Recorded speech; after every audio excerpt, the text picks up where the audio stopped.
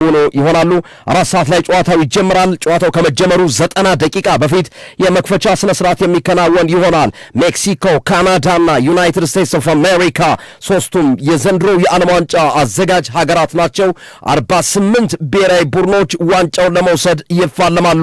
የዓለም ንጉስ ለመሆን ቀጣዩ የዓለም የእግር ኳስ አባት ለመሆን የሚደረገው ፍልሚያ ዛሬ በይፋ ይጀምራል። ሜክሲኮ ዛሬ የመክፈቻ ስነ ስርዓቷን ከደቡብ አፍሪካ ጋር የምታከናውን ይሆናል። ከ90 ደቂቃ ቀደም ብሎ የመክፈቻ ስነ ስርዓት የሚከናወን ይሆናል። ካናዳ ነገ ምሽት ከቦስኒያና ሄርዞጎቪና ጋር ጨዋታዋን ከማድረጓ 90 ደቂቃ በፊት ሌላ የመክፈቻ ስነ ስርዓት ታከናውናለች። ዩናይትድ ስቴትስ ኦፍ አሜሪካ ቅዳሜ ምሽት ላይ ጨዋታዋን ከፓራጓይ ጋር ከማድረጓ በፊት ሌላ የመክፈቻ ስነ ስርዓት የምታከናውን ይሆናል። ሶስቱም ሀገራት የመክፈቻ ስነ ስርዓት ያደርጋሉ። አድማጮቻችን ጨዋታው ከመጀመሩ ከ90 ደቂቃ በፊት ዛሬ ጨዋታው የሚጀምረው 4 ሰዓት ነው። ከ90 ደቂቃ በፊት የመክፈቻ ስነ ስርዓት የሚከናወን ይሆናል። ሜክሲኮ ሲቲ ላይ ሜክሲኮ ከሳውዝ አፍሪካ የዓለም ዋንጫ በሜክሲኮ ሲቲ ስቴዲየም ነው ዛሬ ሜክሲኮና ደቡብ አፍሪካ የሚያደርጉት። እነዚህ ሀገራት የ2010ን የዓለም ዋንጫ ደቡብ አፍሪካ ስታስተናግድ ሁለቱ ሀገራት የመክፈቻ ጨዋታቸውን ማድረጋቸው ይታወሳል።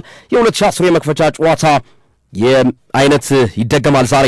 ሲፊው ሸበላላ በግራ እግሩ አስደናቂ ጎል አስቆጥሮ ጨዋታው ከሜክሲኮ ጋር 1-1 አቻ መጠናቀቁ አይዘነጋም።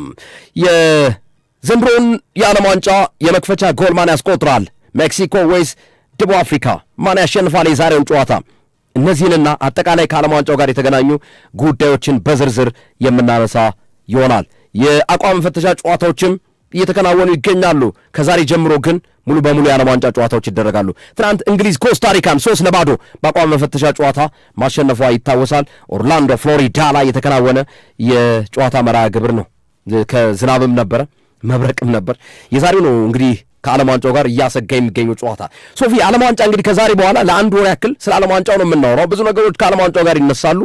የሜክሲኮና ሳውዝ አፍሪካ አጠቃላይ ዓለም ዋንጫ መክፈቻ ስነ ስርዓቱን ጉዳዮችን በዝርዝር እያንዳንዱ ሀሳቦችን እናንሳ። ወደ አንተ ግርምያ አመሰግናለሁ። የኛው ዓለም ዋንጫ 23ኛው ወይም ለ23ኛ ጊዜ የሚከናወን የዓለም ዋንጫ ነው የሚሆነው። እንግዲህ የዓለም ዋንጫ ሁሌም በየ4 ዓመቱ ሲመጣ ፌስቲቫል የሚመስል በዓል የሚመስል ነገር የተለየ ስሜት የሚፈጥር ነው በመላው ዓለም በሚሳተፉትም በማይሳተፉትም ሀገራቶች። ለሚሳተፉት ሀገራቶች ልዩ ሌላ ድባብ ነው። ለማይሳተፉትም ጭምር የዓለም ዋንጫ በመጣ ቁጥር ልዩነትን ወይም ደስታን ወይም መጓጓትን ሲፈጥር እንመለከተዋለን። እኔ እንግዲህ መመልከት ከጀመርኩበት የዓለም ዋንጫ ጀምሮ 1994ን ትንሽ አስታውሳለሁ። ከ1998 ጀምሮ ያለውን የዓለም ዋንጫ ግን በደንብ አስታውሳለሁ፣ ሁሉንም ማለት ነው። እና በዚህ ልክ ውዝግብ የበዛበት ደብዘዝ ያለ የዓለም ዋንጫ አለ ለማለት እንቸገራለን። ምክንያቱም በብዙ መንገዶች ማለት ነው ይሄኛው የዓለም ዋንጫ በተወሰነ መንገድ ለእኔ ይሄ ጣዕሙ በተወሰነ መንገድ ጫው የሌለው አይነት ወጥ አይነት ስሜት ያለው ቀዝቀዝ ያለ በተለያዩ ምክንያቶች ጥያቄ የምታነሳበት የዓለም ዋንጫ ሆኖ ነው የማገኘው። አንደኛ ሰዓቱ ከ1998 ጀምሮ የተመለከትናቸው የዓለም ዋንጫዎች ላይ ምናልባት 2002 ላይ ደቡብ ኮሪያና ጃፓን ላይ ካልሆነ በስተቀር አብዛኞቹ ሰዓታቸው የሚመች ነው። የብራዚሉ ትንሽ እሱም አስቸጋሪ ነበረው በተወሰነ መንገድ፣ ግን ይሄኛው ደግሞ በጣም በቃ አስቸጋሪ። ሌሊት 7 ሰዓት፣ ሌሊት 9 ሰዓት፣ ሌሊት 11 ሰዓት፣ ጠዋት 12 ሰዓት ላይ በጣም ከእንቅልፍ ሳትነሳ ማለት ነው። እና እንዲህ አይነት ጨዋታ የሚበዙት በአብዛኛው በነገራችን ላይ በየቀኑ 5-6 ጨዋታ ይደረጋል። ከ5 እስከ 6ቱ ጨዋታ 90-80% ሌሊት ነው የሚከናወኑት። ግን አንድ ጨዋታ ጣልጣል ደግሞ ትደረጋለች። እሱ ነው ደስ የሚለው። 4 ሰዓት አለች ወይ 5 ሰዓት። ለእኛ ለኮሜንታተሮች ደስ የሚለው ነገር እንደው አንድ ቀን እንኳን አናርፍ። ሁሌም ያለ ቢያንስ አንድ ጨዋታ እናገኛለን።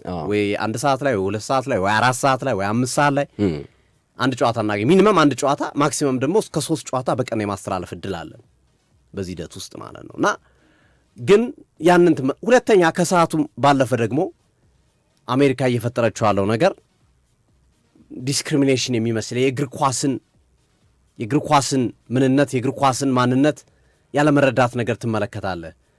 ያው አሜሪካኖች ይታማሉ ከእግር ኳስ ጋር በተያያዘ ያላቸው ቁርኝት እጅጉን ዝቅ ያለ ነው። ለእግር ኳስ ያላቸው ፍቅር የወረደ ነው ከሌላው ዓለም አውሮፓ ላይ ካሉት አንጻር ስንመለከት።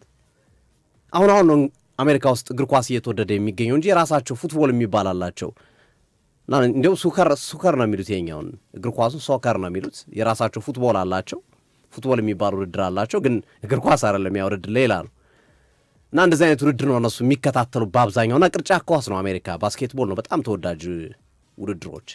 አሁን ግን እየተለመደ መጥቷል በተወሰነ መንገድ። በተለይ የሊዮኔል ሜሲ መምጣት ከዛ ቀደም 2010 እነ ቴሪ ዳንኤል ሆነሪ ከመጡ በኋላ ምናምን በተወሰነ መንገድ አሜሪካ ውስጥ እግር ኳሱን ይፈልጋሉ። በጣም ብዙ ሚሊዮን ፓውንዶችን፣ ብዙ ገንዘቦችን፣ ብዙ ዶላሮችን እያወጡ ነው እግር ኳሳቸው ላይ። ግን በሚፈልጉት መንገድ አልመጣላቸው።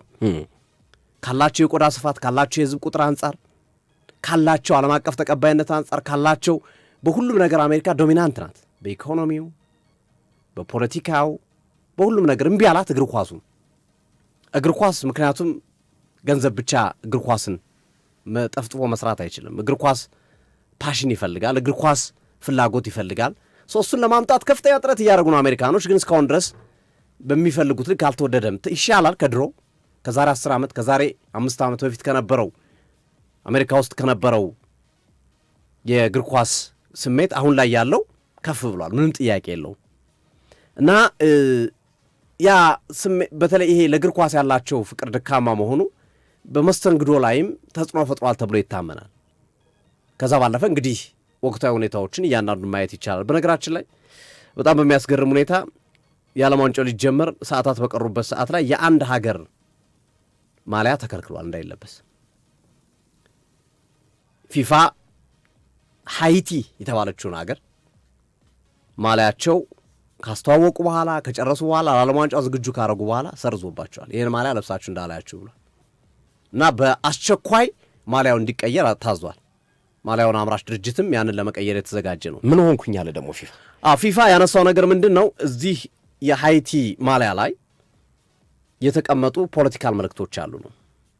1803 ነው የነጻነት ትግል በማድረግ ሃይቲ ኢንዲፔንደንሷን ወይም ነጻነቷ በምታውጅበት ሰዓት ላይ ባትል ኦፍ ቬትራር የሚባል ከባድ ውጊያ የተደረገበት ቦታ አለ። እንደኛ ባትል ኦፍ አድዋ እንደምንለው ማለት ነው፣ የአድዋ ጦርነት ምናምን እንደምንለው ማለት ነው። የእነሱም ባትል ኦፍ ቬትራር የሚባል አለና ያንን የሚያስታውስ ነገር ነው ማሊያቸው ላይ ያደረጉት። ስለዚህ በፊፋ ሕግ መሰረት ፖለቲካ፣ ዘር፣ ሃይማኖትና መሰል ነገሮች በፍጹም መንጸባረቅ የለባቸውም እና ይሄ ልክ ስላልሆነ በአስቸኳይ ማሊያችሁን ቀይሩት ብሎ ፊፋ ውድድሩ ሊጀመር ሰዓታት በቀረበት ሰዓት ላይ በአሁኑ ሰዓት ይፋ አድርጓል የሃይቲ ማሊያ እንዲቀየር እና ይህንን ማሊያ አምራች የሆነው ድርጅት በፍጥነት በማምረት ለሃይቲ የመጀመሪያ ዙር ጨዋታ ለማድረስ ከፍተኛ ጥረት እንደሚያደርግ የተጠቀሰበት ሂደት አለና ማወዛገቡን ቀጥሏል። እንግዲህ 104 ጨዋታዎች እንመለከታለን።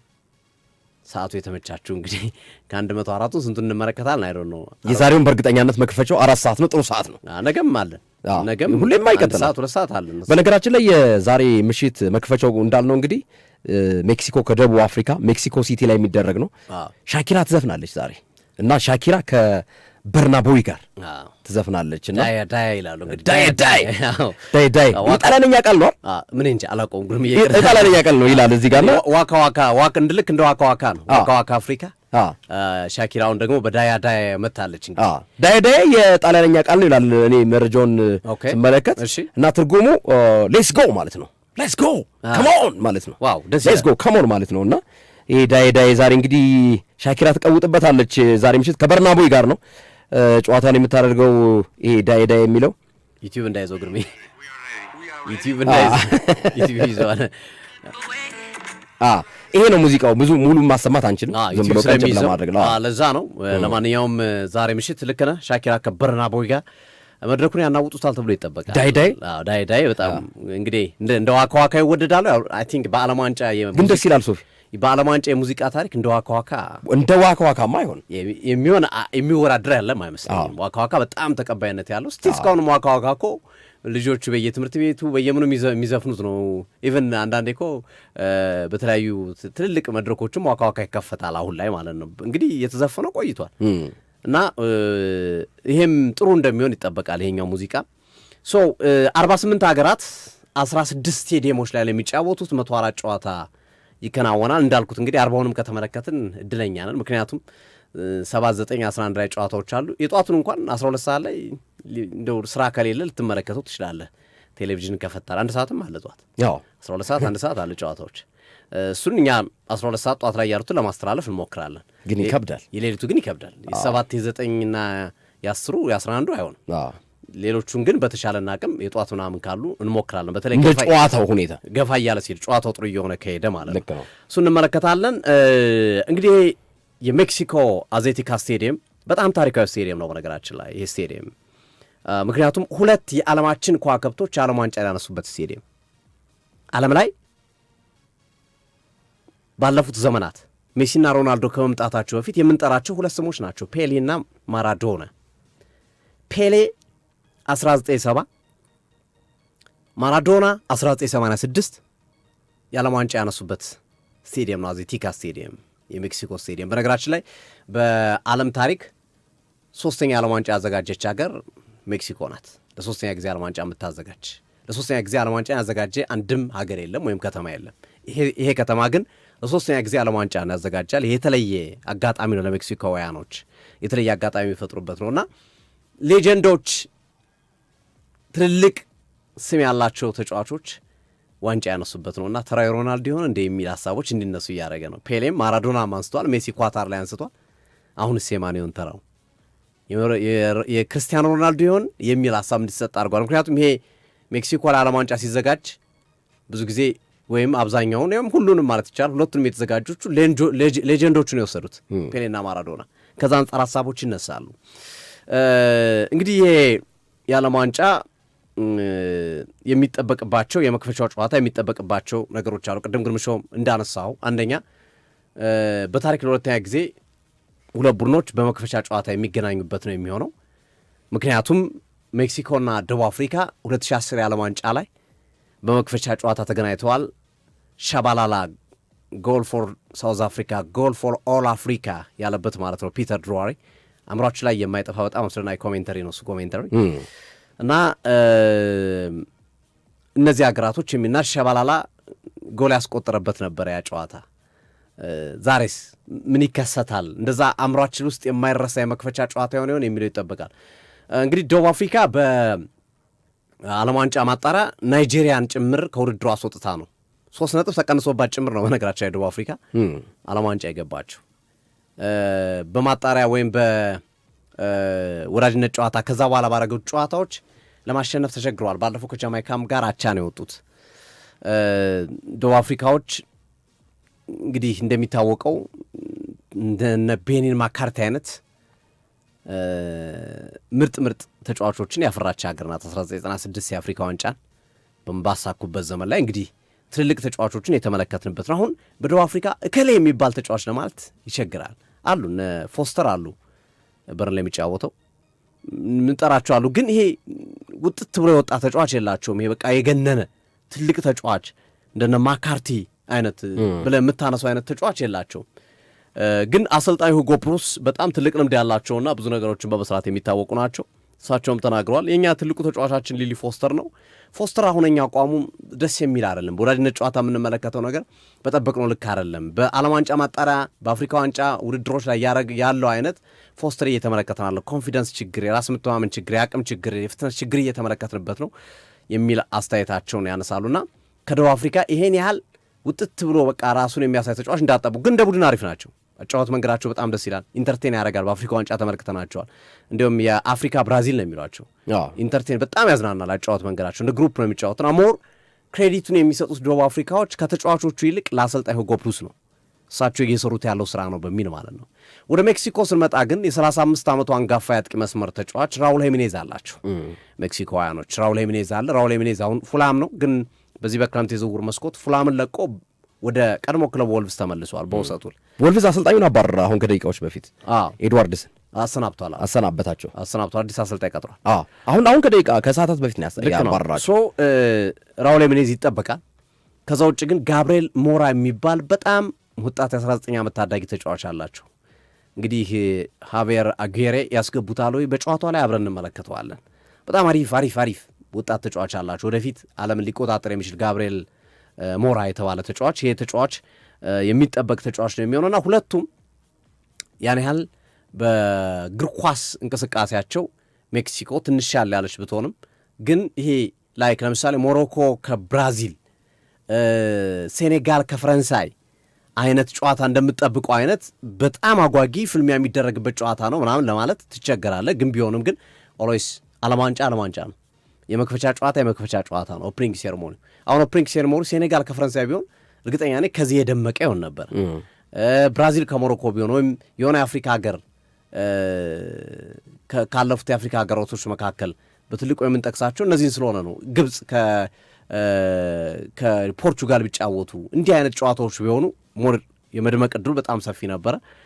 ደቡብ አፍሪካም ከቅርብ ጊዜያት ወዲህ ትውልዷ ጥሩ አይደለም። ሜክሲኮም በእግር ኳስ ያን ያህል በጣም በቃ ማለት ወጣች የምትለው ሀገር አለች። ከዞኗ በጣም ምርጥ ሀገር ናት ሜክሲኮ። ሁሌም የጎልደን ካፑን የምታነሳው ከዞኗ ሜክሲኮ ናት። ግን በጣም በቃ የተለየ ነገር የምትለዋት በንጽጽር ግን ምክንያት ነዣቬር ቺቻሪቶ ሀገር ናት ሜክሲኮ። ከዚህ በፊትም የነበራት የእግር ኳስ እንቅስቃሴ በጣም አሪፍ ነው። ግብ ጠባቂያቸውን ጨምሮ ለረጅም ዓመታት የተጫወተ በየጊዜው የምታያቸው አሪፍ ከዋከብ ተጫዋቾች አሏቸው በንጽጽር ከደቡብ አፍሪካ አንጻር። ግን ይሄ በጣም በቃ ሃይ ሌቭል በነ ፖርቹጋል፣ በነ እንግሊዝ፣ በነ ጀርመን ስታይል አሊያም ደግሞ በደቡብ አሜሪካኖቹ በነ ብራዚል፣ በነ አርጀንቲና ምናምን የምታነሳት አይደለችም ሜክሲኮ። በቃ ጥሎ ማለፍ ላይ የሚደርስ አይነት ቡድን ግፋ ካለ ሩብ ፍጻሜ የሚደርስ አይነት ቡድን፣ ግን ከዛ የዘለለ ብዙም ታሪክ የማታይበት ቡድን ነው የሜክሲኮ ብሔራዊ ቡድንና ዞሮ መክፈቻው በጣም ደማቅ እንደሚሆን ግን ምንም ጥያቄ የለውም። ሻኪራና በርናቤይ ያቀነቅናሉ መክፈቻው ፕሮግራም ላይ፣ የዓለም ዋንጫ የመክፈቻ ፕሮግራም ላይ። የፊፋ ፕሬዚዳንት ጂያኒ ኢንፋንቲኖ ሜክሲኮ ነው የሚገኙት። በሜክሲኮ ወይም አዜቲካ ላይ በሚከናወነው የመክፈቻ ፕሮግራም ላይ እንደሚታደሙ ይጠበቃል። ትናንትም ወደ ስቴዲየሙ ገብተው ያለውን ሁኔታ ለመከታተል የገቡበትን ሂደትና የተወሰነ ጋዜጣዊ መግለጫ ሰጥቶ ተመልክተናቸዋል። በርካታ ነጥቦች ተነስተውላቸዋል። ከዳኛው ጋር በተያያዘ የሰጧቸው አስተያየቶች አሉ። ለአሜሪካ ዓለም ዋንጫውን በመስጠታችሁ ትቆረቆራላችሁ ወይም ትበሳጫላችሁ ብሎ ጋዜጠኛ ጭምር ጠይቋቸው ነበር። አይ የሚያበሳጭ ምንም ነገር የለም፣ ምክንያቱም የተሻለ ዓለም ዋንጫ ልናይ የምንችልበት አጋጣሚ አለ። የቪዛ ጋር የተያዘው ነገር እኛ ምንም ልናደርገው የምንችል ወይም ከኛ አቅም በላይ የሆነ ጉዳይ ስለሆነ በዚህ ጉዳይ ምንም መናገር አልችልም። ዳኛውን ግን በተሻለ አቅም ሞራሊ እንዳይጎዳ ከፍተኛ ጥረት እናደርጋለን የሚል አስተያየታቸውን ያስቀመጡበት ሂደት አለ። እንግዲህ ደብዘዝ ያለው የዓለም ዋንጫ በእኔ እምነት ለሌላው ደማቅ ሊሆን ይችላል። በእኔ እምነት ግን በተወሰነ መንገድ ደብዘዝ ያለው ከሰዓቱ አንጻር፣ ከጭቅጭቁ ከተፈጠሩ ነገሮች አንጻር ምናምን በተወሰነ መንገድ ደብዘዝ ያለው የዓለም ዋንጫ ዛሬ ይጀምራል። ይህ ዓለም ዋንጫ በእኔ እምነት ከጥሎ ማለፉ በኋላ ነው የሚደምቅ ብዬ የማስበው። ከጥሎ ማለፉ ጨዋታዎች በኋላ በጣም ደማቅ ይሆናል። ምክንያቱም ተወዳዳሪዎቹም የጥራታቸው ደረጃ እየጨመረ ይመጣል፣ እንቅስቃሴዎቹም ከፍ እያሉ ስለሚመጡ ከጥሎ ማለፍ በኋላ ያሉት ጨዋታዎች በጣም አሪፍ ይሆናሉ። በዚህ በምድብ ጨዋታ ግን የምንመለከታቸው ጨዋታዎች ሞር ሴሌክቲቭ የምንሆን ይመስለኛል። ግርምዬ ሶፊ ብዙ ነገሮችን አንስተሃል። ይሄ የዓለም ዋንጫ ዛሬ እንግዲህ የመክፈቻ ስነስርዓቱን የሚያከናውን ይሆናል። ሜክሲኮ ከሳውዝ አፍሪካ ጋር የሚያደርጉት ጨዋታ ነው። አብዛኞቹ ነገሮች ተጠቅሰዋል። ያው ሻኪራ ነች የምትከፍተው የመክፈቻ ስነስርዓቱ ላይ የሻኪራ ዘፈን አለ። ስለዚህ ሻኪራ ታደምቋለች የዛሬውን መርሃ ግብር። ከሻኪራ ጎን ለጎን ሌሎች ድምፃውያንም አሉ በነገራችን ላይ ከዳይዳይ በተጨማሪ ማለት ነውና በተለይ በእንደዚህ አይነት ውድድሮች ላይ ሻኪራ ታደምቃለች። 49 ዓመቷ ነው ባይዘው ሻኪራ 49 ዓመቷ ነው እና የዛሬ ዳይዳይ ወይም ሌትስ ጎ ወይም ደግሞ ካማውን የጣሊያን ፍሬዝ ነው፣ የጣሊያን ቃል ነው። ዳይዳይ እሱን ትዘፍናለች። በኢስታዲዮ አዜትካ ሜክሲኮ ሲቲ ላይ የሚደረግ ጨዋታ ነው። የመክፈቻ ጨዋታ ነው። ከ104ቱ ጨዋታ የመጀመሪያው ጨዋታ ዛሬ ይከናወናል። ከዳይ በተጨማሪ የኮሎምቢያው የሬጌ ዘፋኝ ጄ ባልቪን እና ደቡብ አፍሪካዊው ድምፃዊ እንዲሁም የሙዚቃ ባለሙያ ታይላ አብሮ ሜክሲኮ ላይ ከሻኪራ ጋር የሚያደምቁት ይሆናሉ። የዛሬ ሜክሲኮ የራሷን መክፈቻ ታደርጋለች። ደማቅ ስነስርዓት አላት። እንደገና ካናዳም አላት። ካናዳ ላይ ደግሞ ማይክል ባብልና አላኒስ ሞርሴቴ የመክፈቻ ስነስርዓቱን በቢኤምኦ ፊልድ ቶሮንቶ ላይ ካናዳ ከቦስኒያና ሄርዞጎቪና ነገ ምሽት ከመጫወታቸው 90 ደቂቃ ቀደም ብሎ ይከናወናል።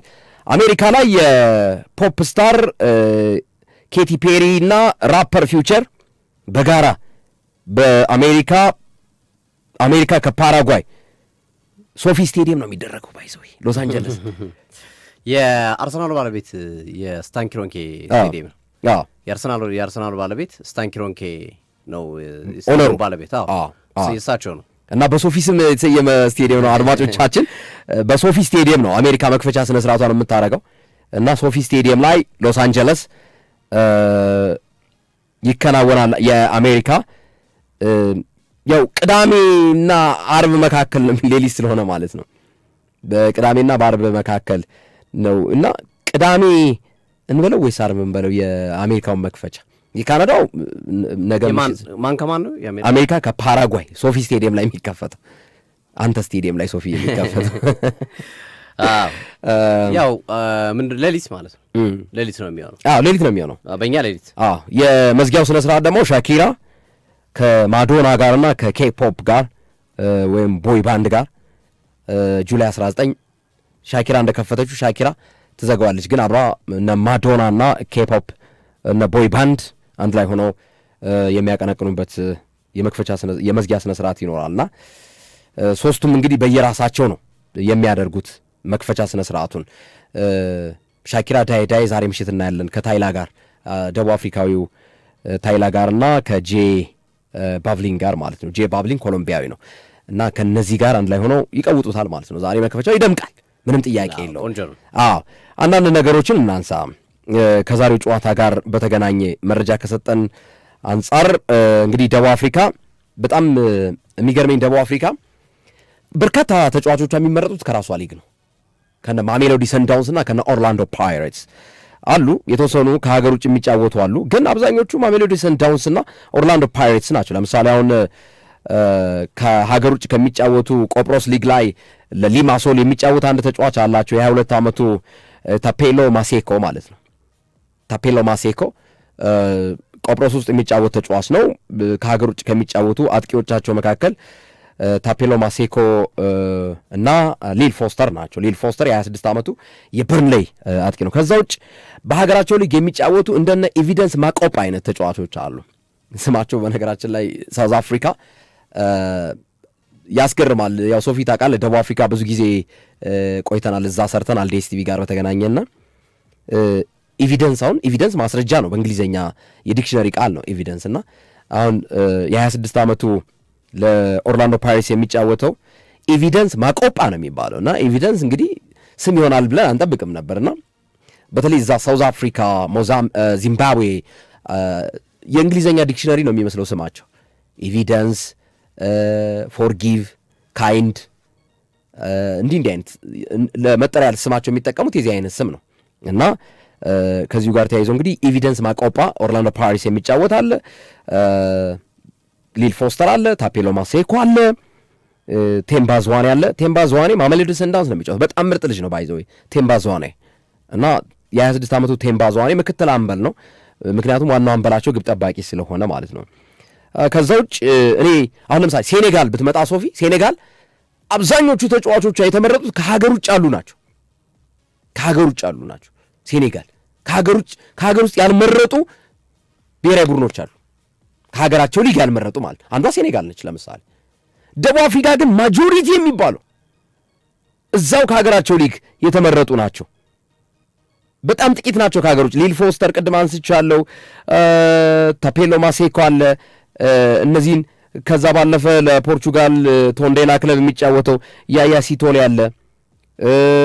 ከዛ አሜሪካ ፊላደልፊያ ዩኒየን የሚጫወተው ኦዌቱ ማካሪያ አለ። ሃኖቨር 96 የሚጫወተው ኤሜ ኦኮን አለ። ጥቂት ናቸው። ከዛ ውጭ ያሉት ግን በሙሉ ስንመለከታቸው ከሀገራቸው ሊግ የተመረጡ ናቸው። ሳሙኤል ካቢኒ ያለ ሞልድ ኖርዌይ ውስጥ የተመረጠ። ቺካጎ ፋየር የሚጫወተው ሚቤኬዝሊ መቦኮዛ አለ እና የ20 ዓመት ዲፌንደር ነው ሚቤኬዝሊ መቦኮዛ እና እንዲህ አይነት ብሔራዊ ቡድን ለሀገራቸው ሊግ ትኩረት መስጠታቸው ደቡብ አፍሪካዎችን የሚያስደንቃቸው ቢሆንም ግን ዛሬ ከሜክሲኮ ጋር ውጤት ይይዛሉ አይመስለኝም። እኔ ሜክሲኮ በጣም ጠንካራ ቡድን ነው። ሜክሲኮ ላይ በአንጻሩ ብዙ ተጫዋቾች አሉ። ኤሲ ሚላን የሚጫወተው ሳንቲያጎ ሂሜኔዝ ሜክሲካዊ ነው። ራውል ሂሜኔዝ አሁን ወልቨርሃምፕተን ወንደረርስ ገብቷል። ፉልሃም ነበር ለሻምፒዮንሺፕ ለቀድሞ ክለቡ ሻምፒዮንሺፕ አሁን ለሚጫወተው ቅድም እንዳልነው ከሰዓታት በፊት ወልቭዝ አሰልጣኙን ኤድዋርድስን አሰናብተዋልና ራውል ሄሜኔዝ በዚህ ቡድን ውስጥ በሜክሲኮ ብሔራዊ ቡድን ውስጥ አለ።